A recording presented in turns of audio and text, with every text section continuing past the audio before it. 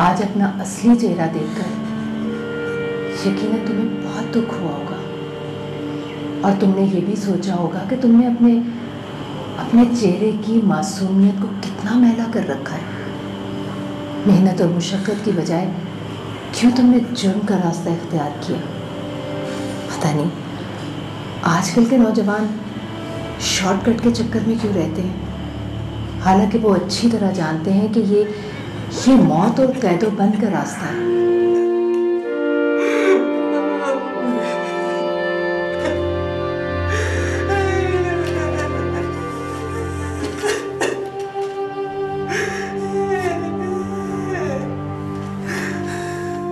ये लो, अपनी आंखें साफ करो और साफ आंखों से अपनी ज़िंदगी को देखना शुरू करो। तुम्हें ये ज़िंदगी इसलिए नहीं मिली कि तुम इसे बर्बाद कर दो। ये मुल्क, ये आज़ादी हमें इसलिए नहीं मिली कि हम लूट मार का बाजार गर्म करते हैं, बल्कि आज़ादी का मतलब तो है एक आज़ाद माहौल में अपनी सलाहियतों को बरूए कार लाना, ना कि राह चलते लोगों के पर्स और मोबाइल छीनना।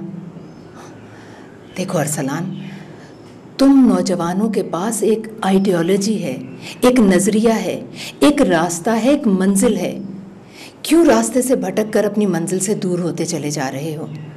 याद रखो, अगर तुम लोगों ने अपना रवैया ना बदला तो दुनिया में कहीं तुम्हें पनाह नहीं मिलेगी, कहीं भी नहीं।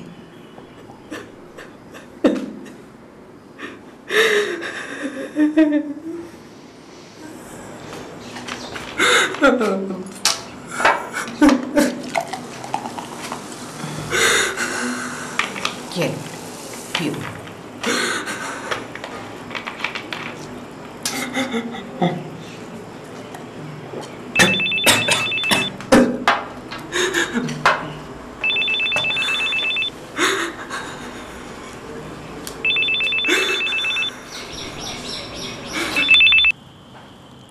हेलो, हाँ मुश्ताक।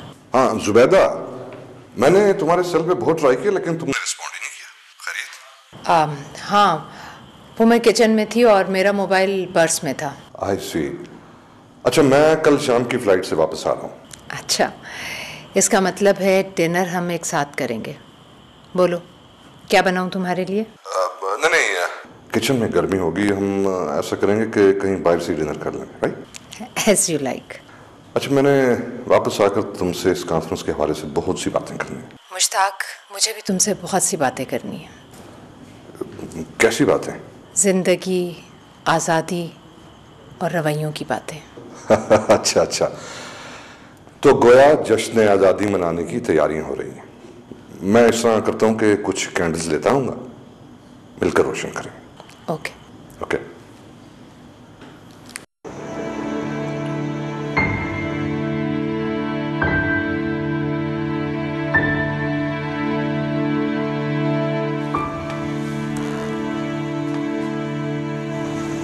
क्या सोच रहे हो अरसलान? सोच रहा हूँ कि मुझे ऐसा नहीं करना चाहिए था। क्या आप सचमुच मुझे पुलिस के हवाले करना चाहती हैं? तुम्हारा क्या ख्याल है? जैसे आपकी मर्जी। अरसलान, तुम शुक्र करो कि पुलिस के हाथ लगने की बजाय तुम मेरे पास आ गए, वरना वो तो मार मार कर तुम्हारा बुरकस निकाल देती। पुलिस की मार मैं खा चुका हूँ। मुझे बड़े अफसोस से ये कहना पड़ता है कि पुलिस सिर्फ जिस्मानी रिमांड लेती है, रूहानी इस्लाह नहीं करती, जबकि तुम जैसे लोगों को तो रूहानी इस्लाह की ज़रूरत होती है। शायद आप ठीक कहती हैं। मैंने तुम्हारे वॉलेट में रखा हुआ तुम्हारी माँ का ये ख़त पढ़ा है।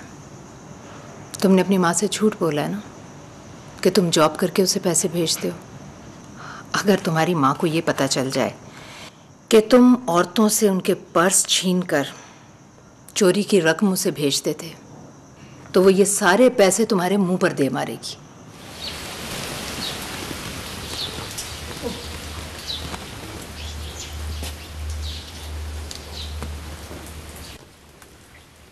अरसलान, ये पेन किसका है?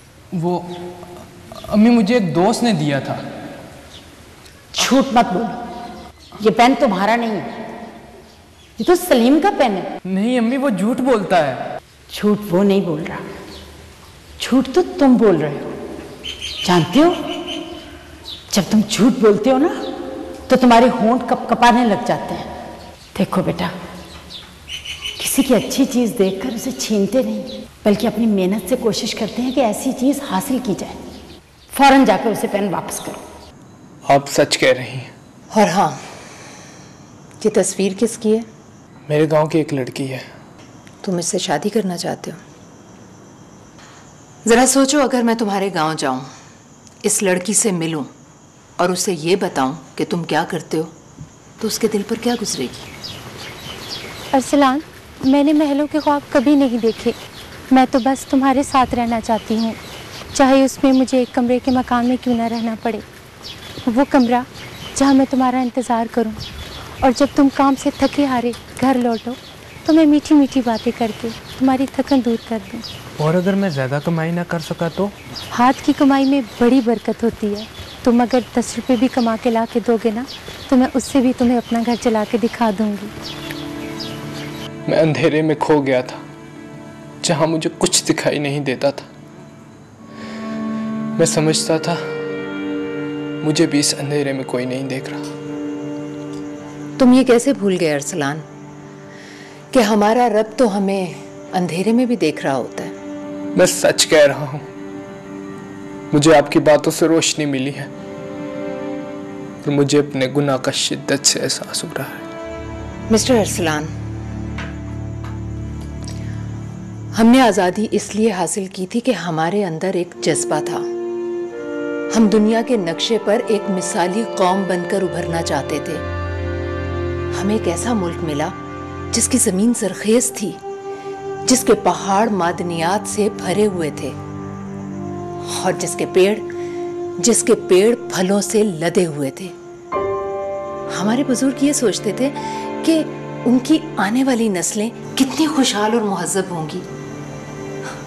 अगर न जाने हमारे मुल्क को किसकी नजर लग गई। हमारे नौजवान शॉर्टकट तलाश करने लगे, इम्तिहान में नकल लगाकर पास होने लगे। लूट मार के जरिए हमारे नौजवान रातों रात अमीर बनना चाहते हैं। मेहनत और लगन से आगे बढ़ने की बजाय धक्कम पेल में पड़ गए। और तो और अपने मुल्क से मोहब्बत करने की बजाय वो बैरूनी हाथों में खेलने लगे। मैं भी जब गांव में था तो बहुत मेहनत करता था। मैंने गांव के कॉलेज से बीए किया, और फिर बहुत सारे सपने आंखों में सजाकर शहर आया।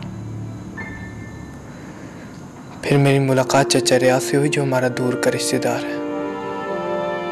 मैं यहाँ उसी के पास आया था।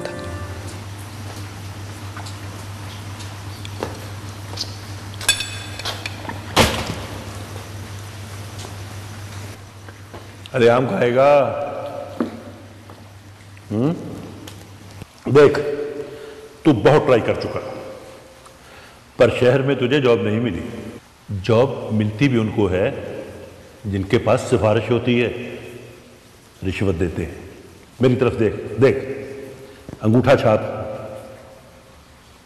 पर अपने काम का मास्टर हूं। पैसा हासिल करने के लिए मेरी जान की बाजी लगानी पड़ती है, और ऐश वही करता है जो अपनी जिंदगी को दांव पे लगाता है। समझो। मैंने बहुत कोशिश की, लोगों के सामने रोया, गिड़गिड़ाया, पर मुझे किसी ने जॉब नहीं दी।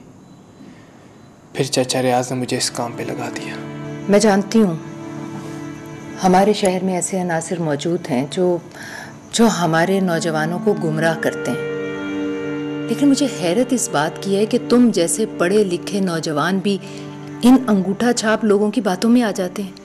ये तुम्हारा वॉलेट और ये मोबाइल, मैं चाहती तो तुम्हें पुलिस के हवाले कर सकती थी, लेकिन नहीं, मैं तुम्हें एक मौका और देना चाहती हूँ।